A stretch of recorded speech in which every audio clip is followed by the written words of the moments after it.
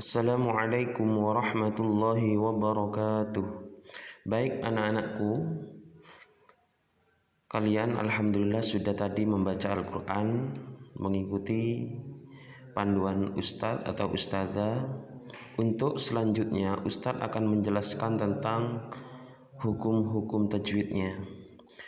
Untuk materi saat ini yaitu fi ahkami al-mu'arrifah atau al-ta'rif, atau bisa dikenal juga oleh kalian lam ta'rif.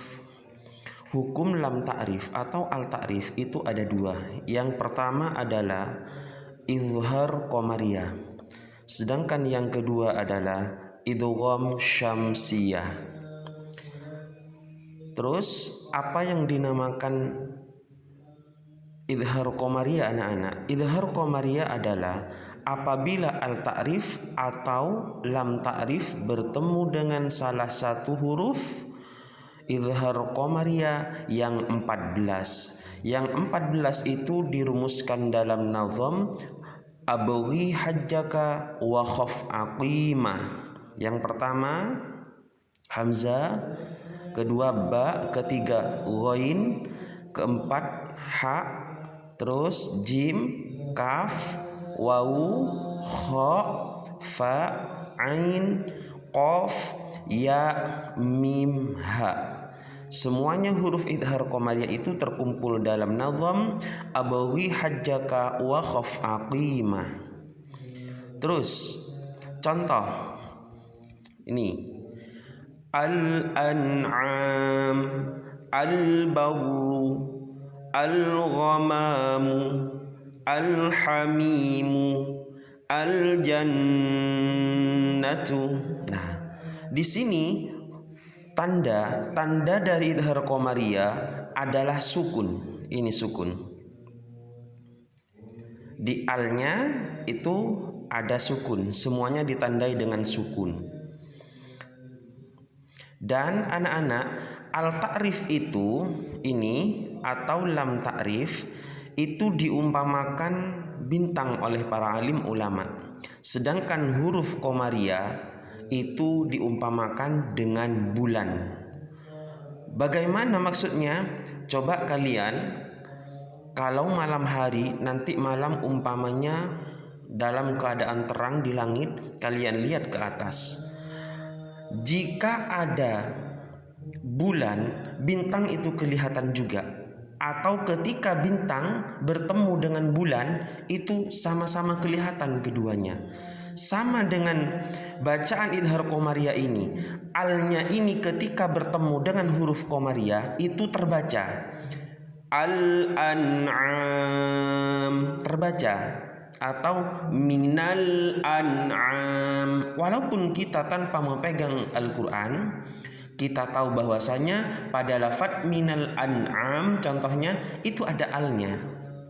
Al dan huruf idhar qamariyahnya itu terbaca jelas keduanya.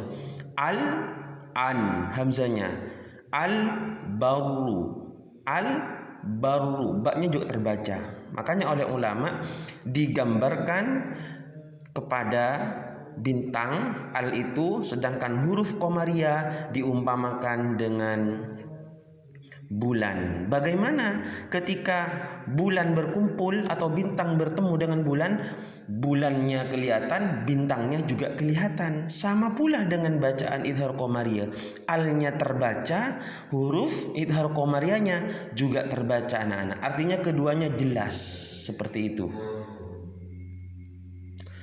Dan kenapa di sini ketika al bertemu atau lam bertemu dengan huruf idhar qamariyah dibaca jelas? Karena lam dengan huruf qamariyah tempat makhrajnya berjauhan. Di sini kan al itu hamzah wasol dengan lam sukun, itu disebut al. Lam itu dengan huruf idhar yang 14 tempat makhrajnya berjauhan anak-anak. Kenapa diberi nama idhar? Karena jelasnya lam ketika bertemu dengan huruf qamariyah yang 14. Itu. Kenapa diberi nama idhar? Karena jelasnya huruf lam ketika bertemu dengan salah satu huruf yang 14, yakni abawi hajjaka wa khaf aqimah. Yang kedua, kenapa kok ada kata-kata qamariyah dinisbatkan kepada bulan? Ya karena huruf yang 14 ini diumpamakan kepada bulan oleh alim ulama. Kalau al tadi kan diumpamakan dengan bintang, seperti itu. Yang kedua, idgham syamsiyah. Yang dinamakan idgham syamsiyah apabila al ta'rif atau lam ta'rif bertemu dengan salah satu huruf idgham syamsiyah yang 14. Huruf idgham syamsiyah yang 14 dirumuskan dalam nadham. Tiba thumma sil rahman tafus dif dhani am da su'a dhanni zur syarifanil karam. Ini tib to, summa sa, huruf depannya saja sampai ke belakang, seperti itu. Terus contohnya at-tammah,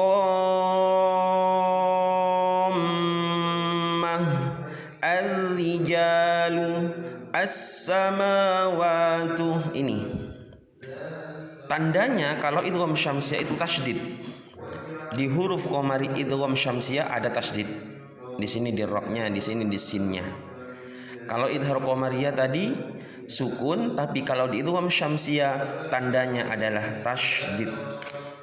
Sama anak-anak, huruf dari idgham syamsiyah ini diumpamakan dengan yang 15 ini diumpamakan dengan matahari. Sedangkan al ta'rif itu atau lam syamsiyah diumpamakan dengan bintang. Bagaimana ketika bintang bertemu dengan matahari? Bintangnya hilang, kabur, tapi yang jelas cuman mataharinya. Sama juga anak-anakku, ketika al ini bertemu dengan huruf syamsiyah, maka alnya ini tidak terbaca. Contoh, minat tammah, kita tidak tahu itu ada alnya apa tidak. Minar rijalu, minas samawati, itu alnya tidak terbaca, tidak sama dengan al-an'am, al-barru, tidak sama. Nah, al itu diumpamakan dengan bintang, huruf idgham syamsiyah diumpamakan dengan matahari. Bagaimana bintang ketika bertemu matahari? Nanti siang kalian jam 12 atau jam 11 lihat ke atas, yang kelihatan cuman mataharinya. Bintangnya tidak ada, tidak kelihatan. Sama dengan bacaan idgham syamsiyah, yang terbaca cuman idgham syamsiyahnya, seperti itu. Tandanya tasydid di sini, sebab diidghamkan karena lam sama lam. Artinya lam ketika bertemu dengan lam itu karena tamasil. Tamasil itu karena sama makhraj sama sifat. Selainnya yang 13 selain lam itu karena taqorib. Maksudnya taqorib di sini adalah berdekatan makhraj dan sifatnya. Begitu anak-anak, mudah-mudahan walaupun sedikit manfaat dan barokah. Al-Fatihah. أعوذ بالله من الشيطان الرجيم بسم الله الرحمن الرحيم الحمد لله رب العالمين الرحمن الرحيم مالك يوم الدين إياك نعبد وإياك نستعين اهدنا الصراط المستقيم صراط الذين أنعمت عليهم غير المغضوب عليهم ولا الضالين. Ustaz akhiri, Assalamualaikum